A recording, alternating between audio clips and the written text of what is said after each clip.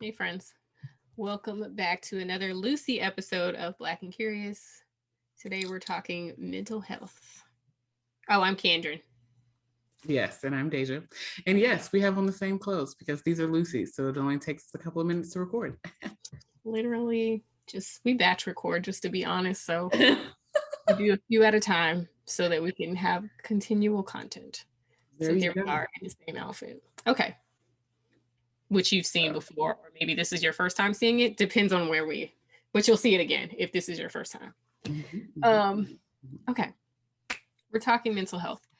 So this past week, we're doing Olympics. Or somebody's doing Olympics. We ain't in it. No. So in the Olympics, Simone Biles dropped out and was just like, no, sis, not going to be able to do that for you. And in the same context, we have Naomi Osaka, who did the same thing probably about a month ago or 2 months ago with the I would even say we could add Sha'Carri to it too. Not that she dropped out intentionally, but she was treating her mental health. Yes, we can talk about Sha'Carri, who did not end up going to the Olympics because of um, treating her own mental health. And there was another incident that I found interesting. There was a track runner, and somebody said that she was trying to avoid being tested for doping, and she literally she didn't come out and say, oh, I was having a medical procedure. She was like, I was not trying to avoid it, I was recovering from an abortion. And I was just like, huh. Like most people would have just like papered over it and would have been like, I just Oh had a my medical God. procedure. But I think she did it for emphasis. Like, no, like I couldn't come because I was at home recovering from my abortion. But anyways, these are all ways that people have, done different things to take care of themselves and not been respected for it, if you will. Yeah. Good Lord. Talk So about mental health like that. That little story you just dropped, that is really heavy on me. yeah. And not in the sense that like I have ever experienced abortion from myself personally, but like having to be there for friends who were making the choices that they needed to for themselves. Mm-hmm. And to have to tell the whole damn world, like, no, I'm not there because of this procedure that I just had. Like, damn. And they suspended her so she wasn't able to run for the Olympics. Wow. Mm-hmm. But let's start with Simone Biles because this felt really good to me. It felt good. Um, Like, but yeah, say all that. F y'all and y'all MNF and Olympics. basically. So I listened to an episode of The Daily earlier in the week. I'll link that too. I listened to an episode of The Daily where they really ran down like her whole entire experience and basically saying with the whole Larry Nassif thing, the guy who was like sexually assaulting and molesting the doctor who was Yeah. sexually assaulting and molesting them. And basically that Simone Biles hadn't realized that she had been molested. And when she came to and realized that she had been touched inappropriately by this guy, it like literally shattered her and broke her basically her faith in the US gymnastics, you know, thing. Their I didn't know whole that part of the story. yeah. And so people started to kind of notice her not being happy. So initially, of course, the Olympics was supposed to be last year, and then it ended up being this year. But apparently, she had like a very visceral response of like crying and like just like I'm beat up, my body, I'm old. Basically, like she's old in gymnastics age. Just like I'm old, I'm tired. She's emotionally exhausted. And like basically being told to perform for these people who didn't protect her. And she like when she found out the Olympics and she was going to have to train for another year to make them, she like broke down in the locker room and like cried. And I honestly have been watching a lot of stuff leading up to the Olympics because the algorithm on YouTube, once they find out you like something, they're going to keep playing it for you. So Yeah. I had seen her like doing some of her vaults, and in the past, she always seemed a little bit peppier, but to me, she just looked unhappy. And I never said anything or I didn't tweet anything because it was like, well, she's an athlete and she's in training. Like it's not always a fun time to be training for things. Like maybe she's just focused and trying to train, but she just didn't look happy to me in the last year or so of footage that I've seen.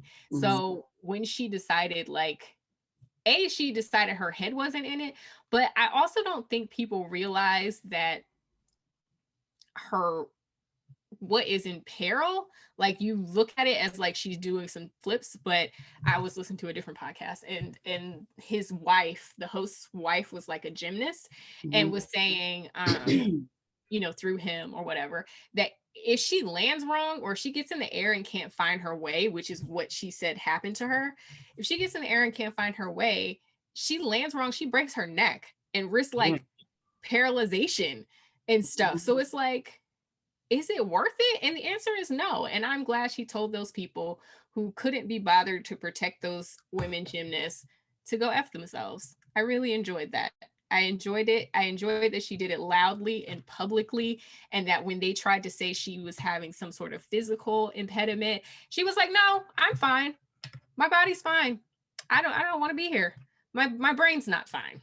And in the same way as Naomi Osaka did, and I heard somewhere that apparently she even referenced Naomi Osaka in some of her interviews, saying like, "Yeah, she gave me the courage to say like I'm not okay." Wow. Damn. That I am in the mind of like, when no one else is advocating for you, you got to advocate for yourself. Absolutely. And find the ways in which it's best for you to have that advocacy, right? Absolutely. I think that with Simone's case, like I said earlier, I didn't really know the extent of what was going on. I just knew that she was just like, I'm not doing this shit, I'm out. And even still, had it not been for the Nasir coach abusing her and her teammates. Well, he was a doctor doing their exams. Yeah, that's what I'm saying. Had it not been for that experience happening, and she just was like, still like, I don't want to do this shit, I still would have been in the mind of advocating for yourself. Absolutely. Doing what's best for you. Because again, like one of the things that I did read was that she was feeling like she was carrying the weight of the world on her shoulders. And what was the point of it all? Like she's already a gold medal Olympian. So like, I've succeeded in this sport in the way in which I wanted to, I set out to. So now I get to do whatever the hell I want. And I don't care what you all say about it. Because none of you do what I do. Like that's the energy that I was getting prior to me knowing the backstory that you provided today. And so for all of that, I still was like, go on ahead, little sis. Like it was very like Venus Williams after the Naomi Osaka when they asked her, did you see that clip? I don't think so. It was exactly what you were saying. It was like, I don't care because no. Oh yes, I'm thinking Serena, not Venus. Yes. So like, because Venus is like, y'all can't do what I do. It's all right. So I'm not bothered.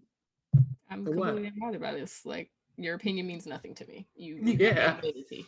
Yeah. You have mobility.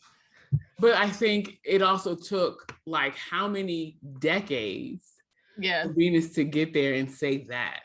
Yeah. You know what I'm saying? So how much like brutalization did you have to receive from the press and, you know, people in general before you could just be like, whatever. Yeah. Can't anyone beat me. In a bigger context, I read this article from Casey Gerald, who I think is amazing. I'll link to his stuff below. It was called the Great Black Refusal, which I thought was so interesting. It was like, basically Black people are just fed up and saying no. I know that real well. Like, okay, last few weeks. Sure, no. The answer is no. And we're not gonna keep playing these games with you. We're not gonna keep tap dancing. We're not gonna we're not doing any of that. The answer is no. We It's all no out here now, and singing, it's we're not gonna take it. yeah, and it's going to continue to be no. And so I just really appreciated these women like just saying no. And Sure. consequences be damned. Like, I mean, for Simone Biles, she's at the end of her career anyways. There are no consequences. But even with Naomi, she's like, girl, I have a lot of money. Like, Yes. I I do was not with care. Naomi shits. Like, okay. She's You like, want to I find want me to play. 15 racks? Sure. It Got was it. it was Done. very like, I want to play. I really would like to play. If y'all, I can pay the fine. Please send my fine money to a mental health organization. And then it was like, okay, so you don't want my fine money, you just don't want me to play? That's no problem either. I'll drop out of your tournament and I'm dropping out of 3 more. Like, I don't know if it was 3, but it was at least one other. Like, I'm dropping out of all of these the big tournaments this year because I don't care. I don't care. Like, that's fine. So It's fine. it was literally like, okay.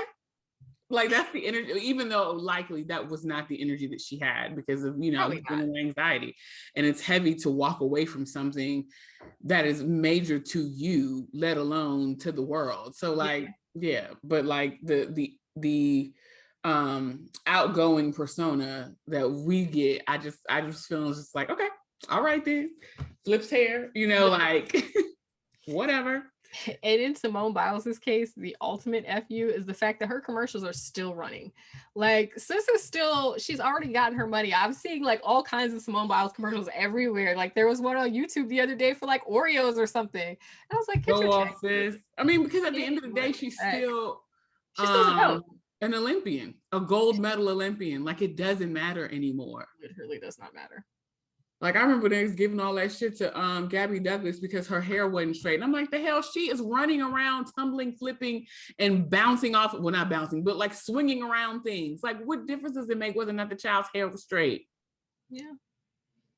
I agree. No hair wouldn't be straight either. In her case, it's not like gymnasts have long careers anyways. Like, she's at the end of her career. Yeah. There's no consequences for her saying I'm not going to do it other than people having public discourse about it that she clearly doesn't give a crap about. So. Right. Is she, I don't even know, like Simone is what, 23, 24, if that? I think she's 24. Yeah. The Wimbledon people, I feel like they was racist, and so are the Olympic committee. Both in the case of like Sha'Carri, the young lady that you mentioned who had to have who had an abortion, which is why she missed whatever testing. I think it was her steroid testing. I'm like, it's just racist. Like, I think that's just what it boils down to. Like, the greatness that exists in Black and brown bodies, specifically as it relates to athleticism and sports, they ain't trying to see that. So any way they can slight you is how it's going down, which is just like, I would even, this is a stretch, but even related to like the all the southern states and the new voting laws that they're coming out with, and how like, because like, the Black vote was out in droves, the Black and brown vote was out in droves. So now because of that, we're going to make all these new age, new era Jim Crow laws. And this is not my terminology. It's accurate. But like, what the hell? Like, from following the laws and following the different things that have come up. No, I think that's accurate. It's not a reach. But it's so funny to me as far as with the Olympics is concerned. It's like, you treat us like trash for 3, not me personally, these athletes or whatever, but Black people in general. Like, you treat us like trash for 3 years and 50 weeks. But then we're supposed to be happy to get on a plane and show up for you for 2 weeks every 4 years and put all of our differences aside and put all of our feelings and mental health aside. Like, F off. We're not doing that anymore. And God bless them. If you don't feel like it, don't do it. Yeah. And I'm not mad. I'm in full support of all of the women that showed up this year and was just like, I'm good. And just to bring that point full circle, take your vacation days, people. Take your mental health days on your sick days. Call them people and tell them you're not coming. Okay? Don't let your sick days go to waste during the year. I'm taking a mental health day tomorrow because I don't feel like it anymore. Take your mental health, take your sick days. If there's got to be, a lot of companies don't even require like a doctor's note or any of that crap anymore. You just be like, I'm not feeling well. Or I don't even tell my man, I don't even lie. I just be like, I'm taking an unplanned day today. That's it. They're my days to take. Take your time, people, and take care of yourself, because these people don't, these jobs, these companies, they don't give a crap about you. They replace you in every dime a minute, okay? It doesn't matter. They will replace you in a hot second. They're literally, best believe it's always two to three other people waiting in line to get in your spot. There's literally like been different articles and stuff talking about these assembly lines, or like Amazon. I read what was that? Lay's, I think it was, Frito-Lay, where like people are just like dropping dead on the job, and they're just like push them off to the side and like put somebody else in their place.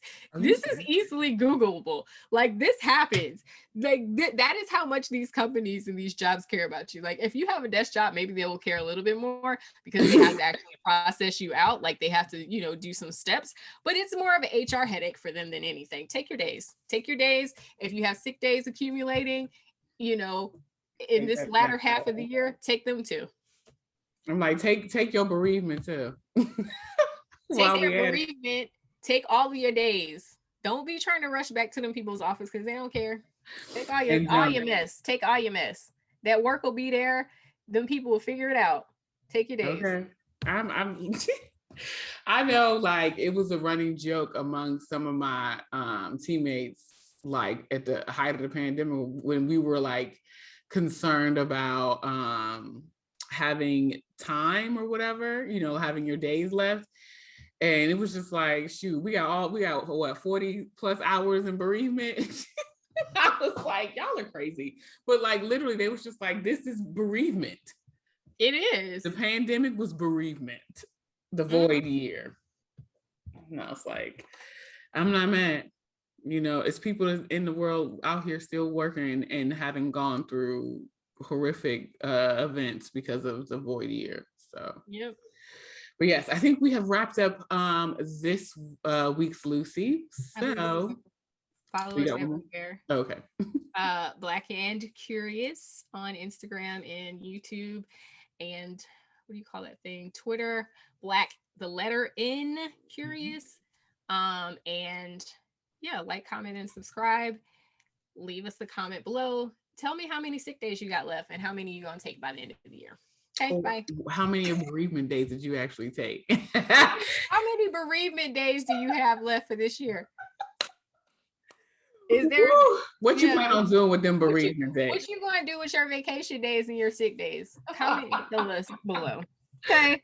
And make sure when you comment, there's an alias so that your job can't find you and you don't get, you know, in trouble. Okay. We don't want that. We're not promoting getting fired. We're not promoting getting fired. We're promoting self-care and taking care of yourself. Yeah. And your mental health, as well as, you know, your body, you know, your body, mind, and spirit. You got to take all the things together. All of the things. All right. Toodaloo, guys. Until next time. Bye, guys. Bye.